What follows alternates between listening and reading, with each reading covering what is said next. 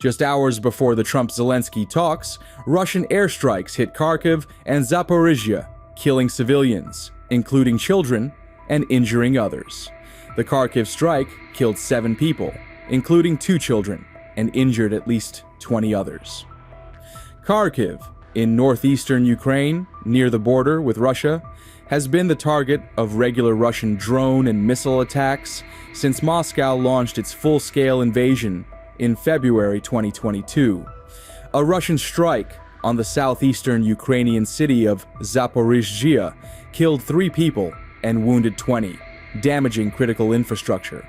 Zelensky is set to meet with US President Trump and European leaders in Washington amid ongoing tensions. Unconfirmed reports suggest Russia proposed freezing front lines in exchange for Ukrainian troop withdrawals in Donbass, but Zelensky has opposed ceding land. Trump will first meet Zelensky and then the leaders of Britain, Germany, France, Italy, Finland, the European Union, and NATO. The European leaders are flying to Washington to show solidarity with Ukraine and to press for strong security guarantees in any post-war settlement. Trump's team stressed on Sunday that there had to be compromises on both sides. But Trump put the burden on Zelensky to end the war that Russia began with its full-scale invasion in February 2022. The US president told Ukraine to give up hopes of getting back annexed Crimea or joining NATO. Zelensky has repeatedly pushed back against pressure to cede Crimea, the southern peninsula annexed by Russia, in 2014. I would like to hope that the agreement that we've reached together will help us bring closer that goal and will pave the path towards peace in Ukraine. We expect that Kiev and European capitals will perceive that constructively and that they won't throw a wrench in the works. I'd like to remind you that in 2022, during the last contact with the previous administration, I tried to convince my previous American colleague that the situation should not be brought to the point of no return when it would come to hostilities. And I said it quite directly back then that it's a big mistake. Today, when President Trump saying that if he was the president back then, there will be no war. And I'm quite sure that it would indeed be so. I can confirm that. Next time in Moscow. It is apparent that sooner or later, we had to amend the situation to move on from the confrontation to dialogue. And in this case, a personal meeting between the heads of state has been long overdue. Naturally, under the condition of serious and painstaking work, and this work has been done in general. Me and President Trump have very good direct contact. We've spoken multiple times. We spoke frankly on the phone. And Special Envoy of the President, Mr. Witkoff, traveled out to Russia several times. Our advisors and heads of foreign ministries kept in touch all the time. And you know fully well that one of the central issues was the situation around Ukraine. We see the strive of the administration and President Trump personally to help facilitate the resolution of the Ukrainian conflict. And his strive to get to the crux of the matter, to understand this history, is precious. As I've said, the situation in Ukraine has to do with fundamental threats to our security. Moreover, we've always considered the Ukrainian nation, and I've said it multiple times, a brotherly nation, however strange it may sound in these conditions. We have the same roots, and everything that's happening is a tragedy for us and terrible wound. Therefore, the country is sincerely interested in putting an end to it. At the same time, we're convinced that in order to make the settlement lasting and long-term, we need to eliminate all the primary roots, the primary causes of that conflict. And we've said it multiple times, to consider all legitimate concerns of Russia and to reinstate a just balance of security in Europe and in the world on the whole. And I agree with President Trump, as he has said today, that naturally the security of Ukraine should be ensured as well. Naturally, we are prepared to work on that. I would like to hope that the agreement that we've reached together will help us bring closer that goal and will pave the path towards peace in Ukraine. We expect that Kiev and European capitals will perceive that constructively and that they won't throw a wrench in the works. They will not make any attempts to use some backroom dealings to conduct provocations to torpedo the nascent progress. Incidentally, when the new administration came to power, bilateral trade started to grow. It's still very symbolic. Still, we have a growth of 20%. As I've said, we have a lot of dimensions for joint work. It is clear that the U.S. and Russian investment and business cooperation has tremendous potential. Russia and the U.S. can offer each other so much in trade, digital, high-tech, and in space exploration. We see that Arctic cooperation is also very possible, and our international context, for example, between the far east of Russia and the west coast of the U.S. Overall, it's very important for our countries to turn the page, to go back to cooperation. It is symbolic that not far away from here, at the border between Russia and the U.S., there was a so-called international date line.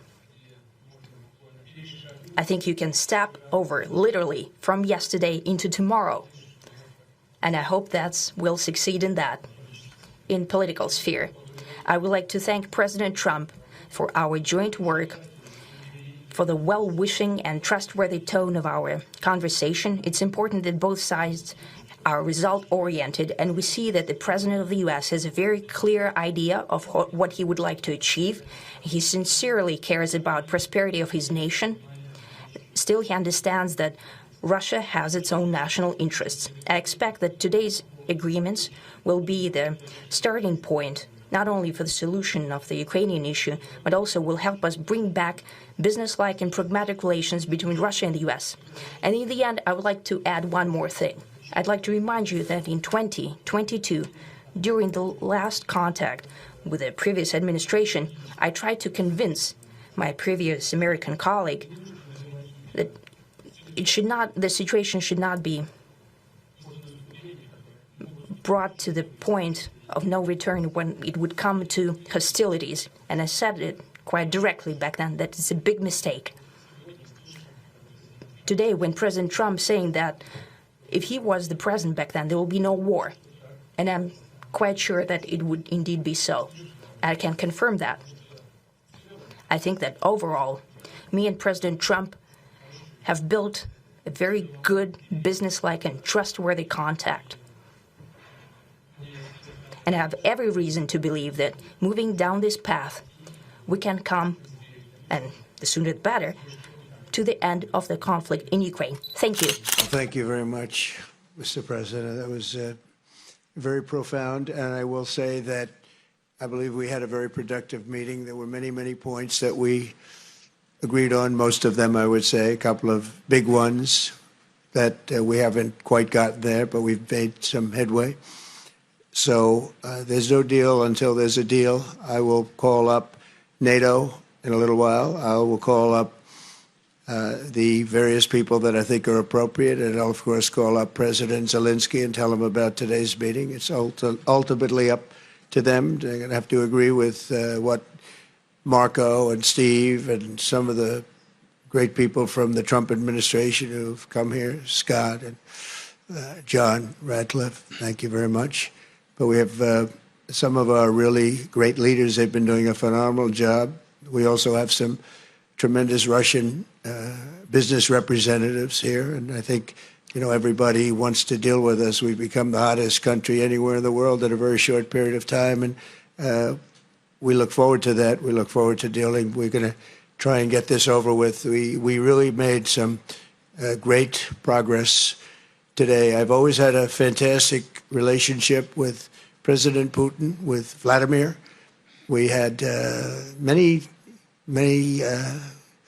tough meetings, good meetings. We were interfered with by the Russia hoax. It made it a little bit tougher to deal with, but he understood it. I think he's probably seen things like that during the course of his career. He's seen it all. but we had to put up with the Russia hoax. He knew it was a hoax, and I knew it was a hoax, but what was done was very criminal. But it made it harder for us to deal as a country in terms of the business and all of the things that we'd like to have dealt with. But we'll have a good chance when this is over.